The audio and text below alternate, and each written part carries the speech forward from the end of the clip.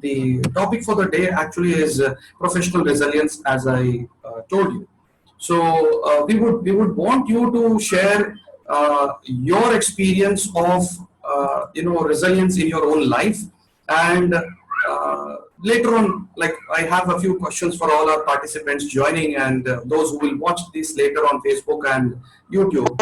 So my question to you is, like, how early in life did you start understanding the value of resilience, and what was the impact of these transitions in your business and career? Over to you, Joydeep. Yeah, thank you, Ranjan, for setting up this discussion. Uh, so, before I answer your question, just quickly, I'll introduce myself. So, I am Joydeep Rakshit, based out of Hyderabad, and right now I am in the business where I work in a edtech company along with my own businesses, edtech startup. So resilience, it starts from very early, right? When I started my career, I started with the job in the insurance sector. Now, when I started my job in the insurance sector, insurance selling is completely different from the other model of selling. So the resilience for me, has started from my very first job when I started my career. From then itself, I had to cope up completely in a different market altogether, which is completely unknown to me, and a very different territory. So there are couple of things which I had to cope up over there in the resilience aspect. Is one is the definitely I was not a sales guy where I had to become a sales guy moving out from my college and at a responsible position. Second is the geographic market was completely different. So I had to cope up. If I don't cope up and start performing faster, then there are other people when they're in the queue. So for me to be resilient at that moment, to bring the best performance out of me, it was very, very important. So I start working on that. So for me, it started when I started my career, first job itself. So it was, as I understand, Joydeep, it was very, very long ago, and probably the times have changed. Given the present situation, and addressing both professionals as well as entrepreneurs of this day, or these times rather, then how would you connect your experience of professional resilience and to the present times? Present time, it has changed a lot, Ranjan, because now people, they want to grow, but they don't want to sustain, they don't want to perform, and they are finding easy way out. So in a professional world, there is nothing an easy way out. If you want to grow, you have to really perform. You have to stick to the goals. Current generation, what I think is people want a easy way out. The people who are who are resilient, who are showing grit, they are consistent in their efforts. They definitely succeed. But in the current scenario, people want a comfortable. They want to stay in the comfort zone. Comfort zone is very dangerous. More so in the current scenario with the COVID-19 scenario, there is no comfort zone now for everybody. Whether it is a business, whether it is a job, anybody for that matter, there is no comfort zone. So being resilient in current time is much more important actually. And it's all about the mindset. It is how you think. Resilience is all about mindset. So that's my thought process. Yeah, as you rightly said, that resilience is mostly about mindset. There this phase of going through a period of transition. I would want to understand your experience of these transitions, and what were certain kind of mindset that you adopted, and what were those strategies that you executed, which helped you understand transitions well, and which will help you make these transitions better and in a swift way. Yeah, for me, transition was like I did a transition from my job life to entrepreneur's life. So when you are in the job, you know the end of the month. there is a salary which is going to land up in your account.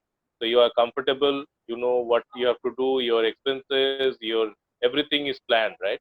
But when you move from being a job, being in job, and to being a job creator, the transition is a huge transition, because suddenly you have to take care of somebody else's family at the end of the month to provide the salary. So that transition is very, very important, and it's not easy, it's difficult. At the same time, it's nothing is impossible. Once you have a company which is giving service to the economy or the customers, right customers, then you can always do that. What I think is that transition from being an employee to an employer is very, very important. Suddenly, for me, the entire thing changed completely, and that I had to do a lot of things during that period, moving from and for me the transition was more difficult because the day I left my job, uh, my daughter came to this world. So so I had to do double transition because my wife was not working at that moment, because she was pregnant. She had to take a break from her job, and I left the job.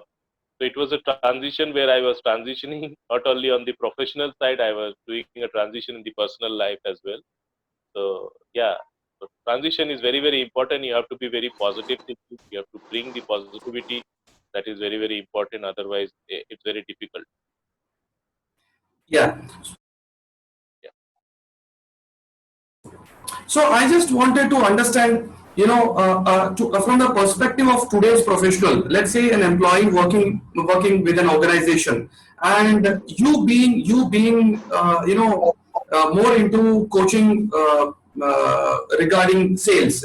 Now, in spite of your background, you have a certain experience of how actually people can improve their, align their uh, uh, uh, you know their dream careers with their existing careers. And this is most important during this phase of COVID-19. Now, it's high time people realize that it's very difficult to live at the mercy of the organization. And about 80% of the people feel suffocated within the organizations. They have their own dreams. They want to launch their own businesses. They want to launch their own careers. So, keeping resilience and keeping transition in mindset, what would be some of your suggestions for the people between 30s and then in their early 40s? Now see, you started your journey long back, and now that you are into your 40s, now what would be your suggestion to those people who are between 30 and 45, if they really have their dreams of businesses and they want to launch themselves, or they want to make a transition? Yeah, just before I answer that question, I'll give you a quick story which has happened with me during this COVID period. So, as I said, I worked for a edtech company as a director sales in that particular company, and right now, the challenges of online learning for the kids in school, and also our product is in the school segment. Now, suddenly, when the COVID-19 started in the month of March, 23rd of March specifically, the model of sales completely changed. So the way we were selling is we used to go to our sales team used to go to the school, and they used to sell the product. Okay, digital solution, whatever we are providing. So after 23rd of March, the schools are closed. There is no school. Nobody is coming to the school. How the sales will happen, right? Absolutely. Till now, the schools are closed. So we had to transition from a completely different model of selling to a different model of selling. Okay. Now, in this period, there was a scenario that generally the school directors or the school owners, they are not available. I mean, even if you go to the school also, it is very difficult to meet them. Okay. But Absolutely. when the COVID-19 has started, how do you meet them? You don't have a school, you don't have a connect, you don't have anything. So we launched a completely different program. Again, it's a change of mindset which we did. We started a completely different. We started a concept of telecalling and Zoom meetings. Okay, where we bring the customer through telecalling, and we set up a demo, and that demo happens over the Zoom, and then the sale is closed. This was a completely different model of transition which we bring, especially in Telangana and Andhra Pradesh, because this is where our product is mostly sold.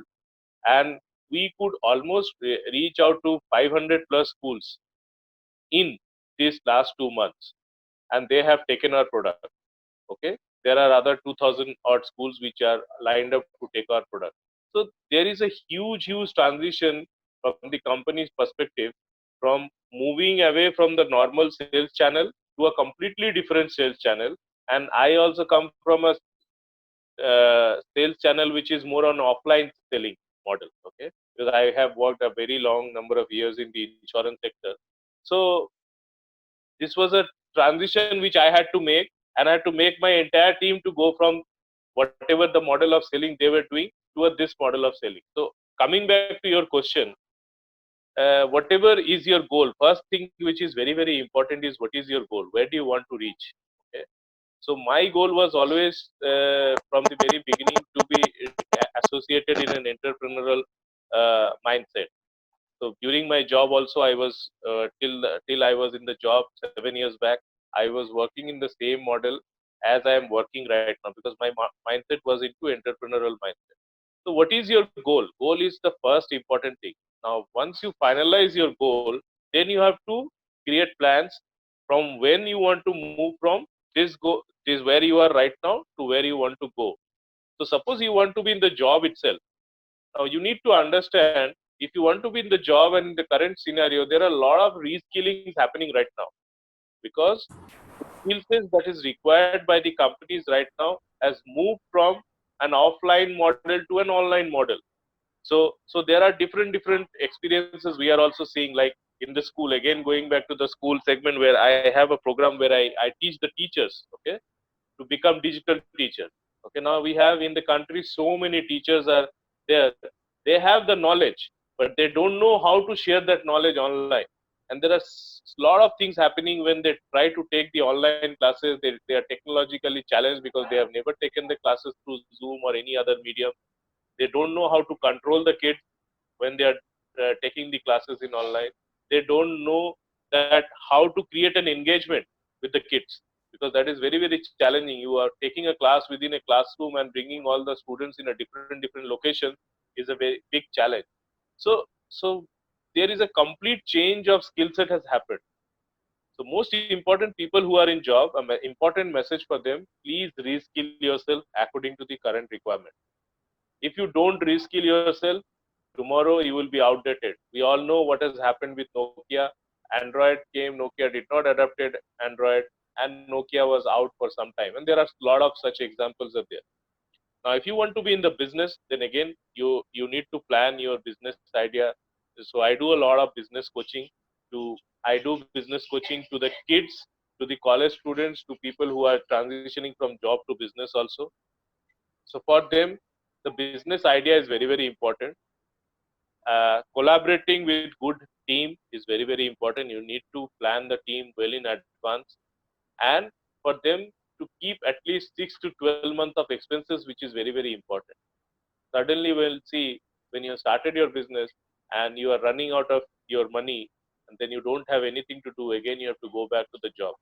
So these three things are which is very important, because if you have a right team, the right idea, and you have a space where at least for 6 months to 12 months you don't have to take headache of your financial expenses, then that is the right space to get into an entrepreneurship.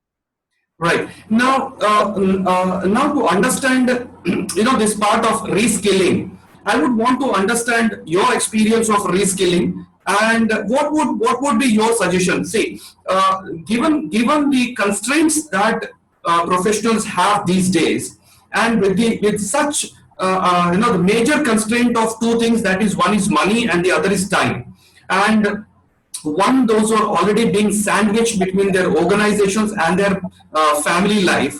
Now to ask more of their time and more of their money to reskill is that difficult thing, because they might be thinking that they might be investing into something which is not going to fructify very soon, or probably something that the result is not visible very soon.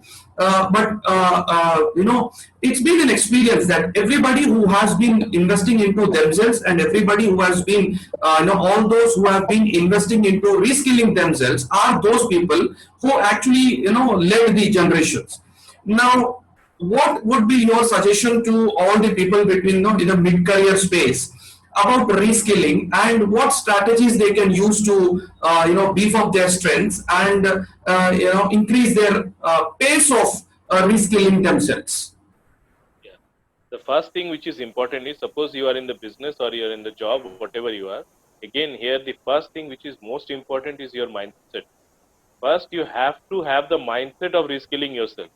Because if you don't have that mindset, any skill you want to develop, if you have the mindset, you can develop that skill. So what I feel is, it is 80% is mindset and 20% is the skill set, which is important. So if you have this sort of mindset, then any skill you want to develop, you can develop that skill set. Okay, I'll give you a very quick example. Okay, because I come from a background where mostly I was in the offline space. Okay, for me to get into the online space itself is a very difficult task for me, because I had a mindset where I'm very slow learner in the online space. But then during this COVID period, I changed myself completely. I was not able to do a lot of things in the online space, which I started doing a lot of things in the online space. Though I am a digital marketer as well, but there are certain technological products which I was very reluctant to use, because that was my mindset, which I had to change because it is a completely different scenario right now. So similarly, even in the COVID situation, I asked my wife. There was a situation I was when the COVID started. I asked her that why you are spending your time in watching these Netflixes and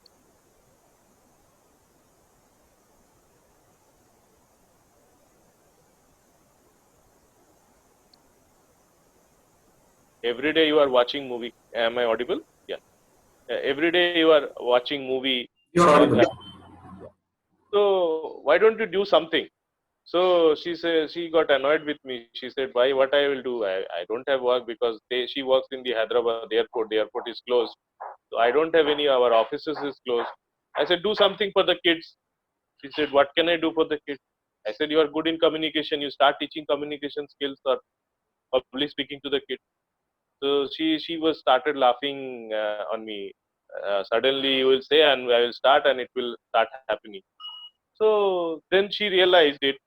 Next day, she started working. In this last 45 days, she has already completed 200 plus kids. She started teaching public speaking, and 200 plus kids she has already completed as a number of students. Okay? So, so it's all about the mindset. Reskilling will happen when you have the right mindset. Now, where you will do reskilling, you particular job you are there, in that particular job, whatever the reskilling is required. So, for example, people who are in the technology space, they need to learn the data science, which is a very important skill set which is required, right? Suppose in the web technology side, they are moving into some high-end technology. That reskilling is required, because today, recently, what I read an article where Infosys is saying they don't want to keep managers, they don't want to keep AVPs and VPs. They want to create a flat hierarchy in the organization.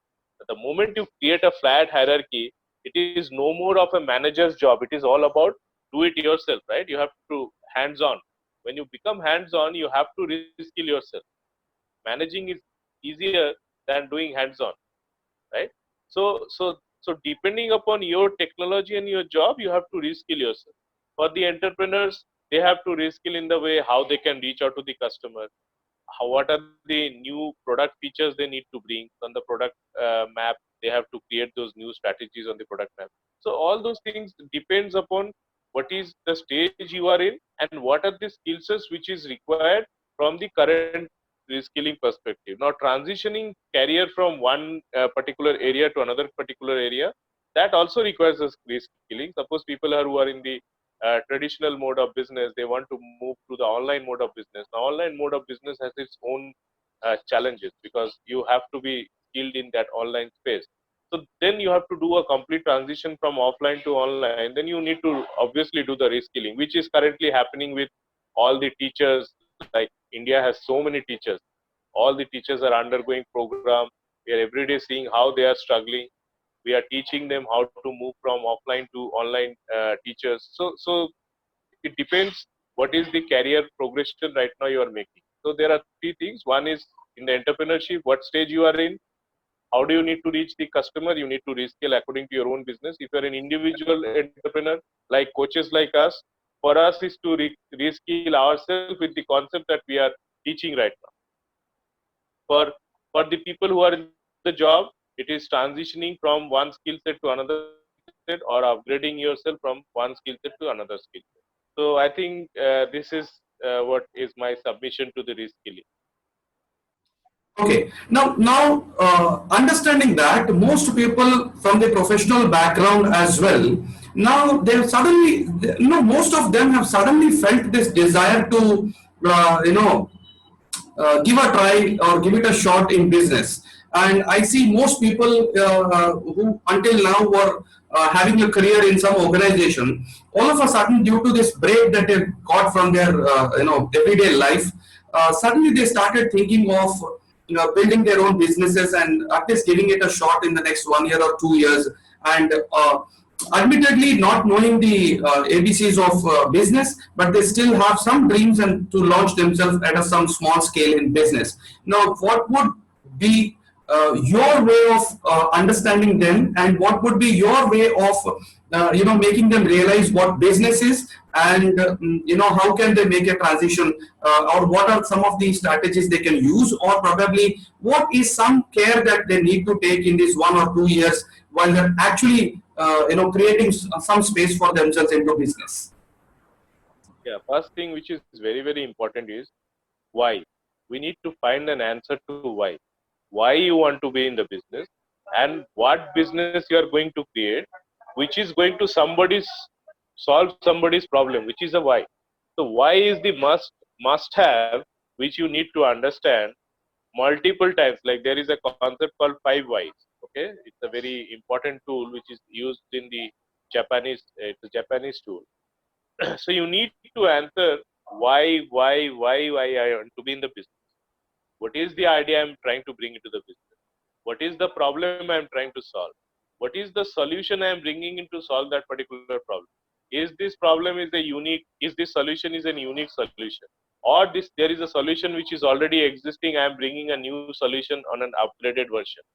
So all these answers, once you get and you get a good answer, good feedback from the market. Again, you need to ask people whom you know. You talk about your idea with them, and they also give you certain information and guidelines. And based on that, then you decide whether you want to be in the business or you don't want to be in the business. Again, business is of two types. One is like you start your own company or a startup, or you become a self-employed yourself, like coaches does they do business on their own. So there is you bring in your experience, whatever you have learned over several years, and with that experience you try to train people and coach people in their aspect. Okay, but when you are in the business, as a company, you need to answer the why, what problem you are trying to solve. Now, these people who have just now suddenly, all of a sudden realized, they do not have the nitty gritty of business, and probably they do not have this in-depth knowledge. And for them, uh, what would you suggest uh, the way to find the right mentor who can actually help them and help them understand what all these things, and also can give them this right guidance, and under whose tutelage these people can walk the way for the next 1 or 2 years, so that they make a safe landing into business. Yeah, they should find a mentor. Obviously, they should find a mentor who has already been in the business, who has already tested the waters of the business, and they have enough experience from A position to Z position. What are the things to be done? So, like I do a lot of business consulting and business coaching to a lot of like I started from kids to the college level and to the job level. In fact, I'll tell you a story. One of my student, who is a 11-year-old kid, is studying in standard 6. Okay, uh, he has presented his product so well that he is nominated by an engineering college in Odisha, and he gave the presentation to the engineering students and professors, the way how to pitch your startup. See, he's a 11-year-old kid. He is teaching the engineering students and the professors how to pitch your startup. Now, he must have presented in a quite a high standard that he is nominated by the engineering college itself to present to their students. So do you give the credit to this child who has done this? Do you give this credit to him because of the way he has learned, or can we call him a prodigy?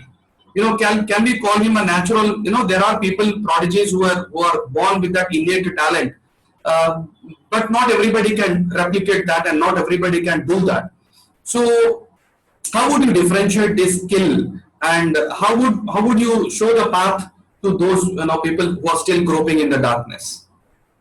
I am a follower of growth mindset, Ranjan, and growth mindset says that nothing is talent, no talent, nothing is there. The moment you start working towards a particular thing, you start understanding it, start experimenting, you start failing yourself, start making mistakes and learn from your mistakes, and then again relearn and again apply your thought process, then you grow. So it's nothing for me. I will say I am not at all talented.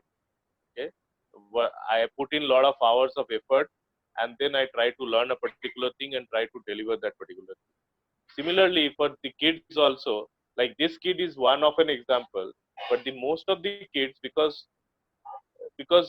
they need to have that mindset to learn it, to apply the skill and get the best outcome of.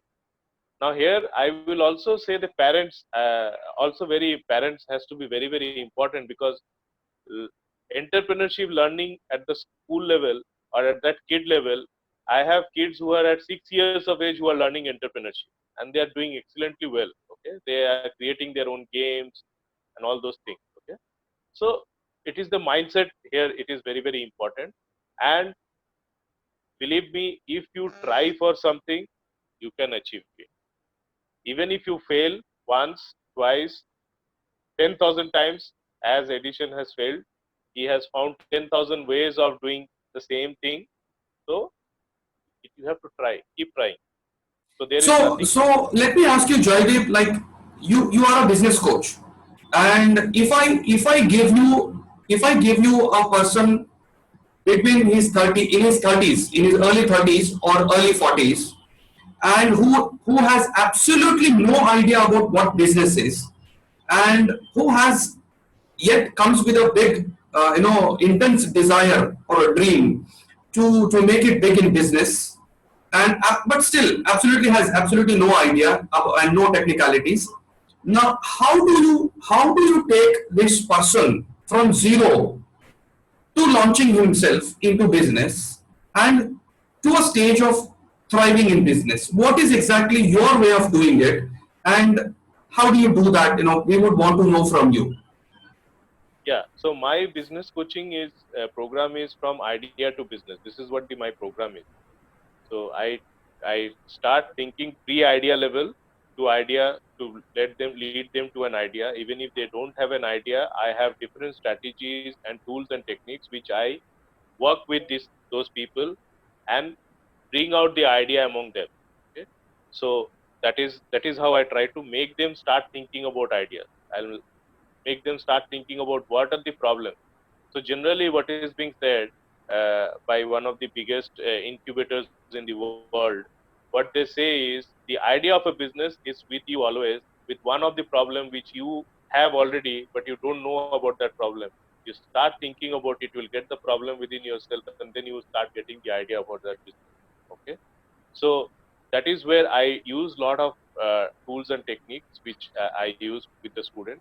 And my business coaching is completely practical. There is no theoretical aspect into it. It's all templatized. and it's a focused approach from each stage, right from the idea generation to creating the product, creating the MVP, strategizing the pricing, strategizing the marketing plan, then strategizing your scale, your growth. All those things are all templatized format. Also thinking from the emotional quotient perspective, because right now we see what happens in our education system. We always teach how to win, but we never teach how to fail. What do you do when you fail? And we see right now in the country where so many suicides and all those things are happening, right? Exactly, that is exactly where resilience comes into the picture, and that's exactly why we thought that I made it a mission to focus and bring more attention to this word called as resilience, and that's exactly where you might have seen the courses that we are doing these days, and all that lots of value that we are creating through these videos and lectures and all these things. You are absolutely right when you say that, because you and me and all of us have come through a time which was not as difficult as what it is today, though it had its own share. But we had our journey through different phases which made us get ready for this situation. And only rightly admittedly only to those people who had this one trait called resilience. And when you take a person of these days and who might not have actually encountered these situations, but since now he has come across this situation, now he wants to give a shot into business. How do you make him understand the scenario of business now, and how do you think your business coaching is going to be post COVID and henceforth for the people from now onwards? Yeah. So here also very important thing is, I'll tell you another example, and I'll give an example of a kid, because I am actually mesmerized by the kids. When I teach the kids, I learn more from them than actually I teach them. Okay, so there is a kid whose father called me. Okay, I was teaching him the entrepreneurship. His father called me and he started telling me, "Sir, one thing I want to request you." I said, "What? Please tell me." He said, "Why don't you tell my son that he also has to focus in education?" I said, "Why? What happened?" In this 5 days of your program, he is so intensely involved in entrepreneurship. He is thinking he will start his business tomorrow. He is a 12-year-old kid from Nagpur. His father is saying he is learning your things so fast, and he went up to the level, like he was talking about a business idea where he wanted to bring the Siddhi Prasad and give it to everybody whoever needs it. Okay, so he stays in Nagpur, so nearby to Shirdi. So he wanted to do that business. So he went up to his father and said, "I want to visit Shirdi. I want to finalize some courier people from there, and they will send the prasad whoever is requesting through my portal." And he has developed his own portal also. Okay, so this is the intensity level of a kid who is only at 12 years of age, not learned the complete program, 6 to 7 days in my program, and he started doing it. So the same intensity, with same intensity, I teach to the people who are in the engineering colleges. Like I recently completed a program for the couple of engineering colleges in Odisha, and people who are in the job who wants to move from transition. So I involve myself in the idea process. See, I can just teach and move away, okay? But I involve myself in that ideation process and the entire journey from starting the ideation to establishing the company, finalizing the name, setting up the logo. So I involve myself in that entire process. So when I involve myself, all my experience which also comes into that picture, because I share my experience and I give them the guidance based on the experience which I already have, where we can register a company, how to design a logo, what are the aspects of designing a logo, how to take up a tagline, all those small things which might not be looked as a very big thing in the business, but all those small things makes a huge difference. And when you are starting the business, you need a guidance in these areas. So I involve myself in this entire process, from ideation to the business. That I think is beneficial for people who wants to undergo the business coaching program. Rightly said, an intervention made at a right time probably creates great results. But in spite of those colleges which you just said, like focusing, emphasizing business and entrepreneurship at a college level, I still see there is a bit of only lip service that is being done, and probably I am an insider and outsider both for colleges, and I know that when it comes to the inside story, the real entrepreneurial spirit is not actually being flamed and not actually being invoked.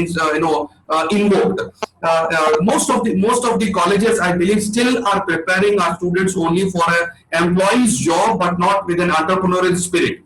Now now for that kind of life and college life that we have been going through, where do you think, the business is headed towards, and where do you think lies the future of the youth of this country, and where do you think those who have already been into business for a long time, how can they come and they contribute their experience to this set of generation? Yeah. So first thing, as our honorable Prime Minister has said, local and being vocal. So which is the mantra which we all of us need to spread across, because that is one thing which will inspire more number of people to come out of their job and start their business. Okay, that is the first thing. Second is, which is very very important, is even the businesses which are people who are successful, and our family system is also like that mostly in India, because we are all belong to a society and we have a completely different culture in the family system. Generally it is not looked very well when you start a business. People doesn't see you well that you are in the business, oh you are not in the job. Earlier it used to have, when you are in the job, people used to ask, oh you are not in the government job. Now people are asking, oh you are in the job, you get a salary. So that is the thing which has to change. That mindset has to change. It is not that if you are in the job only you can earn money.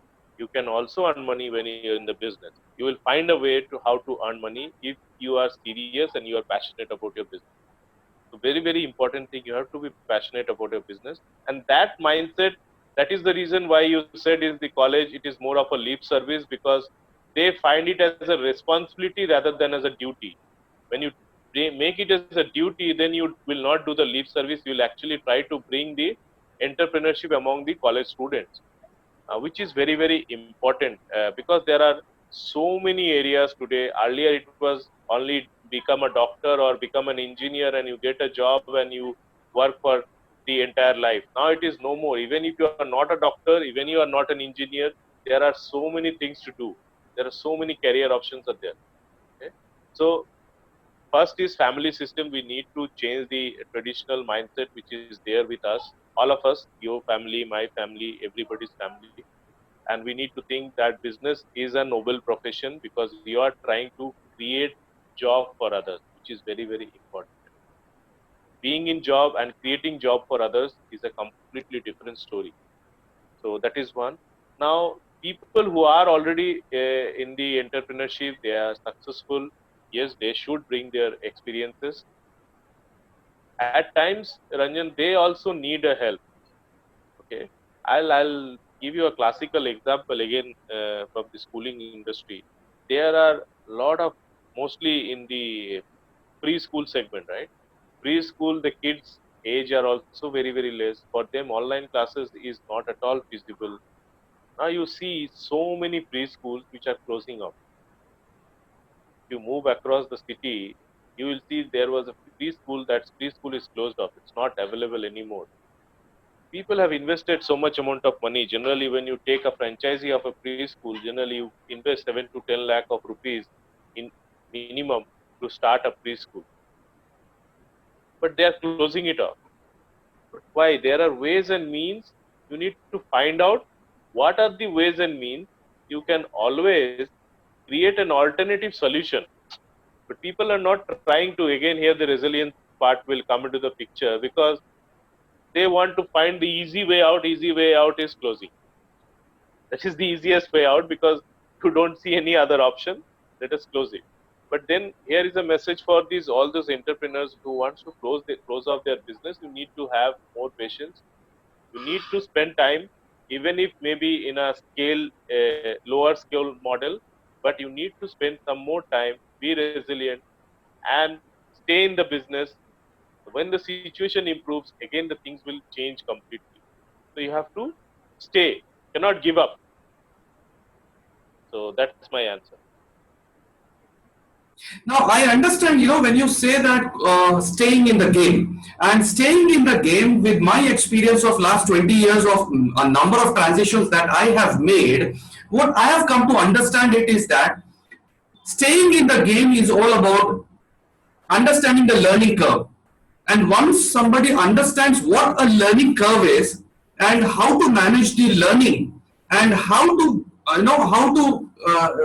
come back to that back to square one and start relearning, that's probably where lies the secret of resilience. And if somebody understands that process of learning and relearning, unlearning and relearning, that's exactly where I think most our systems are failing, and probably we are not being tutored and educated into unlearning and relearning, and which probably is not something that only one or two or somebody can change that. Now this is a big thing about culture, but since you sit here with we are invited with a long experience of learning, unlearning and relearning, and I see you have certification from MIT, and you have done lots of T3 from abroad, from international experts. Now, I would want you to share some of your experiences on your learning curve, and what all education did you get into this, and what made you who you are today. Yeah, so for me, learning was very, very important because I had a very struggling career when I started my career, because my father was in the business. He has to close down his business. So I could not do engineering, which I wanted to become an engineer. I could not do engineering because of the financial situations I had at that point of time. And then after I did a plain graduation from Jharkhand Ranchi University because of my financial situations. But I always wanted to be part of the studies, upgrade myself. So then I joined MBA. I appeared for the CAT and other exams. I joined a mid-level college. I did excellently well over there. I became the top student in the college. Even in my graduation, I became the top student in the entire university. I did it in chemistry honors. From there on itself, I wanted to excel because I had to fight, because I did never had the engineering background. And that point of time in 2002, 2003, most of these my friends and most of the people who were going into engineering, so I had to cover up. Then during my job days I excelled a lot. I became the youngest regional head among the 1 lakh plus employee in the entire insurance industry, comprising of all 2022 companies at that point of time. Company nominated me to participate a program in IIM Kozhikode. So I went to IIM's Kozhikode, spent time. There were 2 employees in the entire organization. We are nominated and sponsored by the company, where I went to IIM Kozhikode, spent quite some time over there in the on-campus IIM Kozhikode, did the 1 year program from there. After that, then I did an international certification program on directive communication, which is again a different model of communication, which is trained by one of the leadership gurus. He's one of the top leadership gurus based out of Bali. Uh, he does this program. Okay. Then I think is Arthur Kamraj. Yeah. Arthur Yes. Karmazi, right? Karmazi, right? Huh. So I undergone that program. After doing that program, I thought I don't want to be in the job anymore. This IIM thing and this happened almost simultaneously. Okay? So I thought now I have to start going back to where my father has left. So then I started. I came to Hyderabad and joined a startup. In the startup, I learned the things in the last 1 year. Okay, first 1 year, and then I left and started my job once again. When I started my job, so I was moving from reskilling myself at that point of time. So that time, digital marketing just started. I had entire experience in the offline segment. So I reskilled myself in the digital marketing space. I got myself Google Analytics certified, Google AdWords certified. It was a completely different industry for me because I was not there in that particular industry at all. So I introduced product for my startup company. I launched a digital marketing company at that point of time named as Core Mantras. So these reskilling I did. Then I joined a program in Columbia University. That point of time where I did the digital leadership program from Columbia University. While after the digital leadership program in the Columbia University, though another program I did that is not there in my resume, which is a live program in the sense in my company there was a very senior level person whom I wanted me to be the partner and mentor in my company. He was the MD of two Tata companies. He was my partner in my business for 3 years. So for 3 years I was under mentorship with him. So that has no certificate because he was the direct reportee of Ratan Tata. He was my partner in my business. He is based out of Hyderabad. He has run the Tata Docomo company, Tata Infotech, and this 108 which we all see in our state today. The 108 concept is introduced by him along with Ramalingam Raju when they did the project together. So he was my partner for 3 years in my business. That time I learned a lot from him because he is a completely different level person who has run big companies like Tata companies. So I learned a lot. That is not there in my resume, but yes, I learned a lot from him. And then along with that period of time, I got because my business was in the US, so I got an invitation from MIT to undergo this program. So the MIT entrepreneurship program, I did it from MIT Entrepreneurship Cell, which I got an invitation from them because my business was in US and they wanted me to do that program. It was absolutely free. They nominated me for that particular program. I enjoyed a lot in that particular program, learned a lot from some of the big wigs of the entrepreneurship in the MIT. So this is my journey and it has not stopped. I am still learning every day and it will continue. So I believe that it was a right blend of learning from educational sources and learning from direct learning from people that you had a fortune of and you were lucky to. That's where probably I feel that there is a gap of having a mentor and having a person to directly emulate and learn from, which is where I think is actually the missing link. And probably that's where probably people should focus on if they actually want to appease their entrepreneurial spirit. I have a friend asking a question, and he Yeah. says that uh, recently starting a startup, establishing a startup is becoming costlier and costlier for its right from its establishment to its to bringing it to a running condition, and it's becoming like 1 crore plus kind of thing. So is there a way that we can reduce the cost of that financially? Ranjan, just give you my own personal experience. I have not invested a single rupee running my own three startups, which I have already done in my career, in my life. I have not invested a single rupee. There were 50 plus employees who were working for me at a stage which I sold off to in the US market. So you need to understand what are the things which is must have, because what happens is when we start our business, we tend to go from must have to nice to have and good to have things. In our company, we try to fill in the good to haves and the nice to haves. Okay. The moment you start filling in your startup nice to haves and good to have things, that is where your money suits up. Okay. Because we come from a background, say, for example, we are in a background of a job where a completely different scenario is there.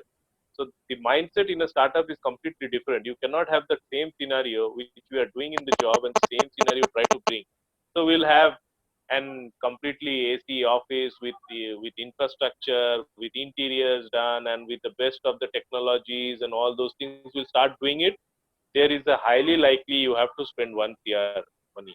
But believe me, in today's scenario, people who are interested to know that can come to me. I can tell them without investing much also, you can start a startup and you can grow your business. So There are what do you think basically is the difference in understanding of having an idea, always thinking in terms of those businesses which require lots of investment, and coming up with ideas and making them sustainable which do not require that investment? What is this difference in thinking which brings these two different sets of ideas?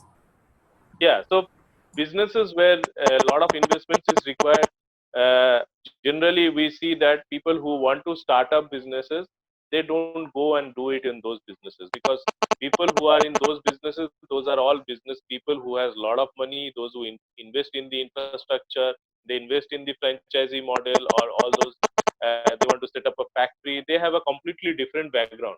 People who want to start up a business in the startup environment are completely different people. Those who want to bring out a solution on an idea. Okay, when somebody wants to bring out a solution on a particular idea and a problem, their model of business is completely different from people who want to invest a lot of money and start the business. So these set of people who are in the startup model, their model of execution is completely different from those people. So this is the model which I think there are ways and means to reduce your cost, optimize your costs, roll out your business, grow the business, bootstrap, bootstrap your business. I never got any funding. I never required any funding in my business. In my business, it was always bootstrap. Okay, so it's a bootstrap business we had run. I had run. Okay, so in the same way, it depends on the business also. But even if you need funding, if you have the right idea and the right problem set, people are there to invest money in your business. But then people what do is they tend to overspend money. Like if I see right now, our Oyo Rooms, right? Oyo Rooms is one of the most successful companies which has come out of Odisha, but from a very small place, a very successful company. They invested too much money in this last 1 year. Too much money they started putting into the market, and suddenly this COVID situation came, and they had to close down. In fact, before COVID itself, they were reducing the manpower, almost 1,200 to 1,500 employees or 3,000 employees they had to reduce. Okay, so when you invest too much of money which is not required, also you need to take care of that. So which is very very important. That is where a mentor is required, because that thing, my mentor Charles, who has helped me, and it helped me in starting my business to reduce the cost and manage the employees. So it was all done by me. And in a business, when you come to a startup environment, it is all about do it yourself. You cannot depend, you cannot delegate all your work to somebody. You have to be in a mindset of do it yourself. Because in business, what in job, what we do, we try to delegate it, right? Because there are so many employees are there in the organization. The moment we become managers, we try to delegate. But in the startup, you can't delegate like that, and you don't have the luxury to recruit so many people. So So definitely on, there are ways and means to do it. So on the brighter side, since we have always been seeing business as a very daunting challenge in front of us, what would be your advice to those people who are really passionate about it and would want to seek a right mentor like you? And what would be your suggestion to them as the initial steps or the initial thinking they need to have, which would be enough for them to launch themselves into business? Yeah, I think somebody who is passionate, who has the right idea, and they are trying to solve a right problem, I think they should be in the business, and they should create jobs, because right now it is all about, as I was saying, vocal, local, and vocal. You need to bring out your business idea. You create job for others, and but that most important thing is you need to understand what is the problem you are trying to solve, and whether there is a requirement of a solution for that particular problem is there in the market, which is very very important. So if that particular thing is there, and you have 1 year of money with you to run your family, because the most challenging thing for us at this age, for you, me, and the people who are at the age of 35, 40, is that they have to run the family. You're absolutely right, Joydeep. So, before we introduce you to like how people can contact you, I would leave 30 seconds. If somebody wants to ask a question, they could raise a hand or they could post a question in the chat box so that uh, Mr. Joydeep will be here to answer them. Yeah, I think some questions are already, somebody has asked you questions. Yeah, how can we also enroll in the MIT program? See, the program, as I was telling, it was more on an invitation based program, but MIT always does it other programs also online programs. So you can register them for those programs. Program I did, it's an invitation based program. I think that program is not functional anymore.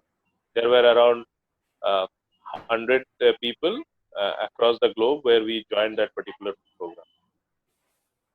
Yeah. Okay, so thank you so much, Joydeep, for joining us for this fantastic interview, sharing your story of resilience and your ideas on the idea of resilience. And yeah, we have uh, one Other more question. question from one of my friends, Naresh, asking us, please suggest some ways of coming out of this vicious circle from regular business to the next level. So if I know the exact, can we unmute them and ask them if they Yes, want? yes. I'm just looking for Naresh. You can unmute yourself. I Yeah. Hi, Joydeep Yeah. ji and Ranjan. Good evening. Yes. Very good evening, Yeah. Naresh. We run a trading and manufacturing firm and also into imports. But what's happening is our cost and the profits, whatever we make, are matching the escalated prices and the inflation. So even though we are struggling a lot, we are not able to go to the next level. Value wise, value wise, it is increasing. Turnover wise, it increasing.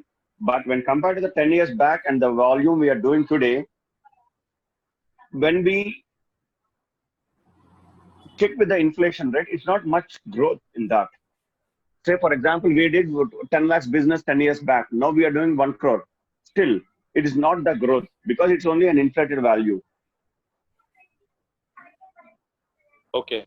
So Yeah. here I expect my turnover should be somewhere around 10 crores. That is real growth. Yeah. Yeah. So Uh, here only we are working, we are slogging, and everything is going on.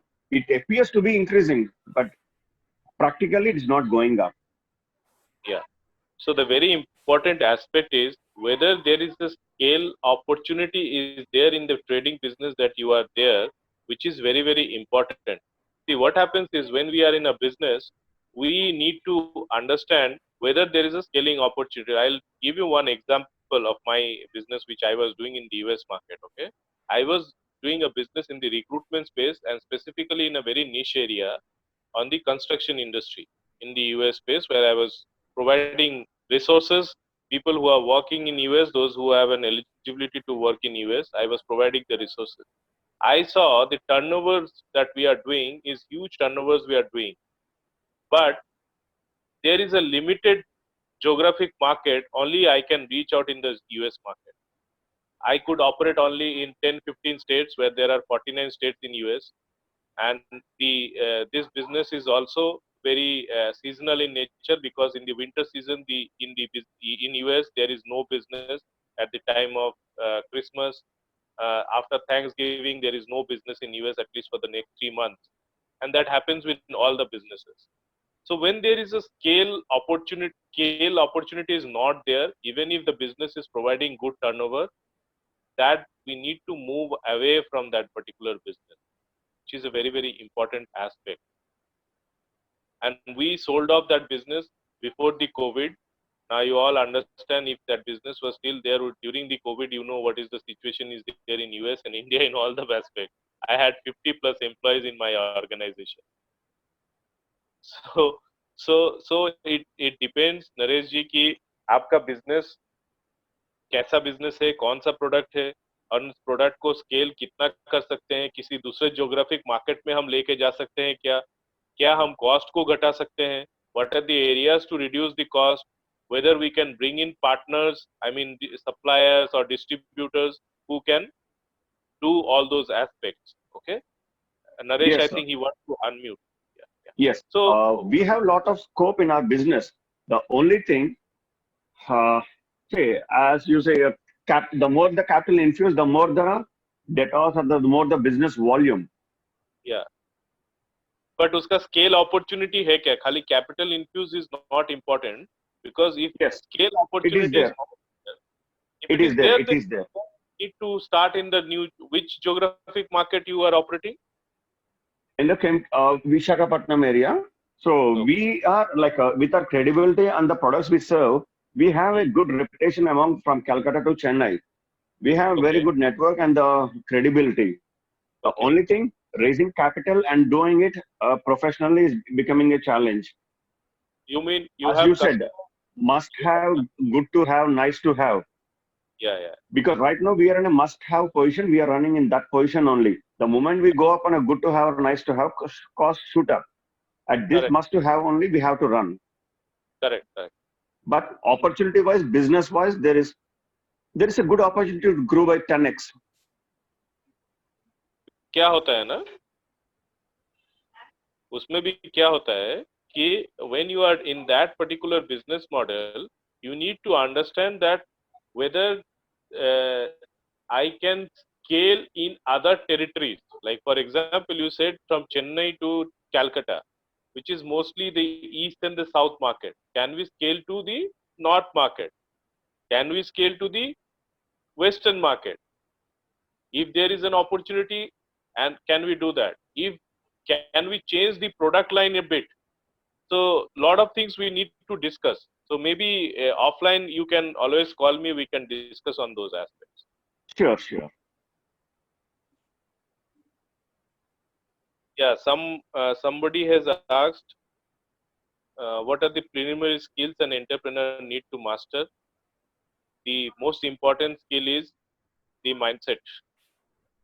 So That is the most. what would, yeah, in addition to the mindset, what would you advise as the basic skills if somebody wants to, launch as an entrepreneur? Yeah, so basic skill is digital skills you need to have in today's setup. You need to have a system mindset, because technology has become part of every business today. Whatever business you are doing, technology is present everywhere. So technology, you need to be very easy to adopt the technology. Even if you are not a technology guy, like I am not a technology guy, I don't have a technology background, but I have run my technology companies earlier, and right now also I am running that. So technology is a very important aspect. You need to learn the technology. So these, if you have this and you have the passion to do the business, I'm And sure. in addition to technology, would there be some fundamental skill to understand business? What kind of fundamental Yeah, learning skill do you think is required when it comes to yeah. learning about business? Fundamental skill is you need to have understanding that how much money you need to invest in the business. Where are the money I need to invest in the business? What is the must to haves and good to haves and nice to haves? What are the things I require in my product? I need to listen to my customer on a regular basis. All these aspects, like in my business coaching program, I teach all these aspects of idea to the business. What are the different skills required? What are the technologies required? What are the templates? I have created templates which will easily help you start focusing. Like there is something called as horse. If you see, the horse has two flaps over here in the eye, right? Mind us, right? Yeah. So when the horse flaps are there, why it is put up? Because the people who is driving that horse, they want to make the horse see only what they want to make them see, right? They doesn't want the horse to wander around. So when I teach the business coaching, my practical tools and techniques that I teach, those are very practical oriented, and which makes them focus on those areas where they want to bring out the solution. So in that particular program, I teach on the business skill side. But I think from the business side, you need the passion and the mindset, which is very, very important.